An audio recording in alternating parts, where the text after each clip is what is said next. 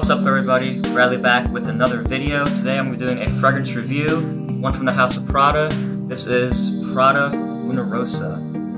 Alright, this one was released in 2012 and is classified as a citrus aromatic scent, with main accords including aromatic, fresh spicy, amber, citrus, and green.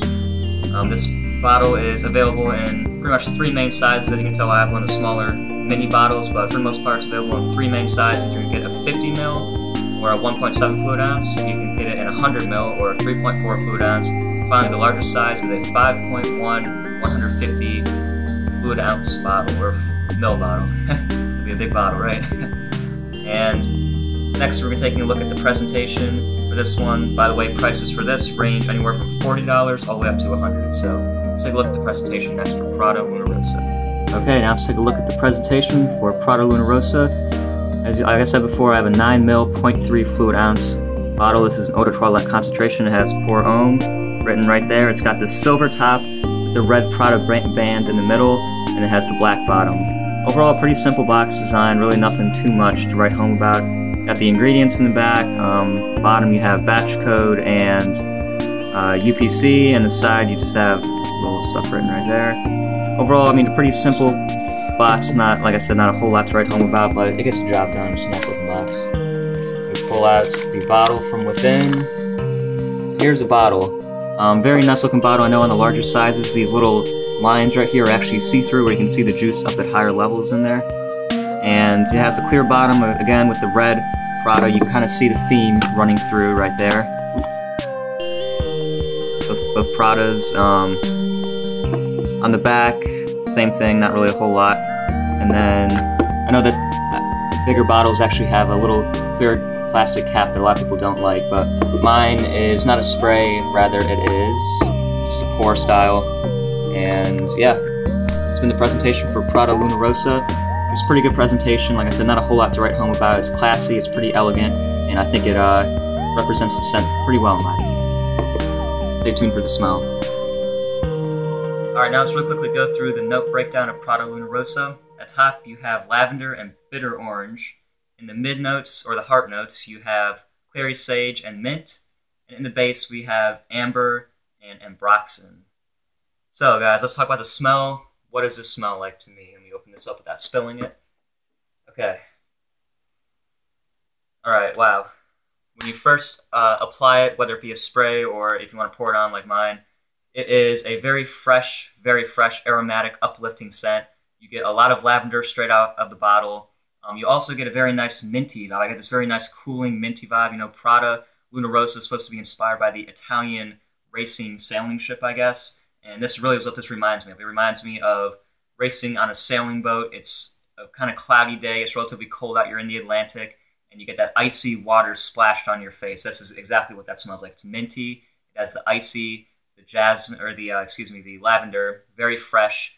Also, this has a very nice little slight powdery vibe in there. I think it's the ambrette in the base that gives it this powdery nuance. So it's sophisticated. It also has a classy. It's very classy, sophisticated. It's powdery, but also, as long with all the other Prada scents, you get that trademark soapy backbone, that soapy DNA, and that's really what comprises the scent, in my opinion. Like I said, it's super fresh, and it has this very nice bitter orange. The top note, in my opinion, is really what makes this fragrance. Like when you first spray it on, it's just so uplifting, and it's very bitter, fresh, and soapy and powdery. It's elegant. It smells very expensive and smells very high class. Like you know, you probably hear this a lot. All the other Prada scents, like Infusion Dome, smells like expensive soap. Prada Amber, same thing. This has that same Prada soapy DNA in there with a little bit of more of a powdery nuance, and this really does smell nice, and it has a sportiness to it too. It has that Luna Rossa kind of sporty edge. It's fresh, and I get a lot of the mint in this, which gives it a cooling effect. Overall, I dig the smell on this one, guys. It is a great, fresh, powdery, soapy, sophisticated, overall a clean and pleasing scent. I'm going to give a 4 out of 5 for the rating on smell. I really do like this one. It's probably one of my favorite smells that I have in my collection. It's awesome. Let's talk about the performance now. Actually, this is a surprising part of this for me. I thought the performance would be pretty poor on my skin. Usually with fresh scents, performance isn't the best. However, this is a different story. Something about that bitter, soapy kind of freshness really just lasts a long time on my skin. Maybe it only projects for around the first hour to hour and a half, but after the dry down, it stays on my skin for a long time. That soapy, clean freshness really just lingers around. And this hangs on my skin anywhere from 5 to 7 hours, which for a fresh scent is thumbs up. That's great. And as far as sillage go, it doesn't leave the biggest scent trail. I find it sits pretty close to the skin.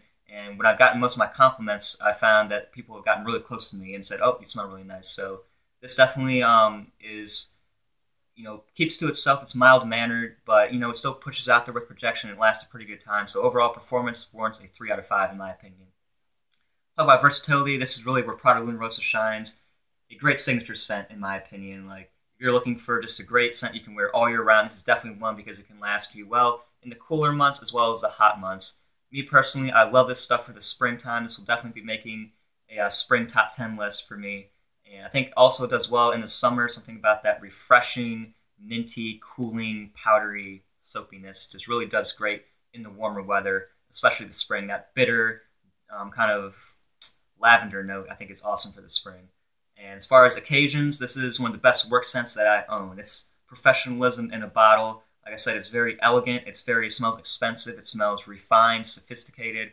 That powdery, soapy combo is excellent for the workplace. If you work in a kind of corporate office environment where you always got to dress up every day and go in, work in the office cube, this is wonderful because you're not going to offend anybody. You're still going to smell mature, classy, sophisticated, like you know what you're doing. This also makes a great laid-back casual scent. You can wear this stuff casually. Also, I've worn this in suit several times, and I found out that it works excellent if you're dressing up. So overall, a 4 out of 5 for versatility. Very versatile.